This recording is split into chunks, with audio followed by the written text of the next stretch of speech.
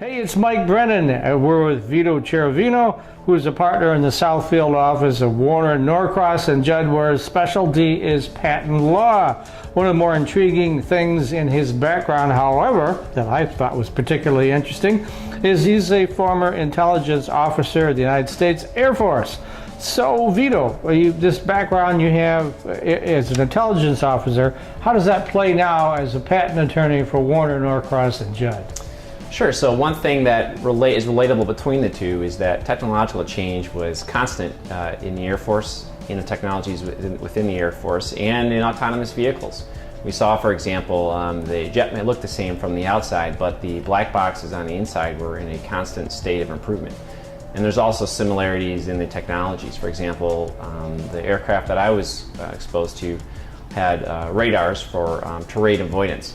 And we see radars being used for autonomous vehicles. LiDAR, things like LiDAR, that. radar, Yeah. cameras. These sensors, in many ways, were used in the Air Force. So autonomous vehicles, perfect fit, right? Perfect fit, absolutely. Okay, but tech companies, tech companies tend to be very small, not very well financed, and then you're going up against, these guys, the GMs of the world with $200 billion in revenue, that sort of thing.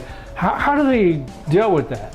Well, the patents is how they deal with it. So your inventions, if they're protected, are your currency in these business deals. And it's important to file early and file often in order to protect that intellectual property. And in particular, it's important to have filed with the patent office before, for example, you meet with the OE or the Tier 1 to potentially commercialize your technology.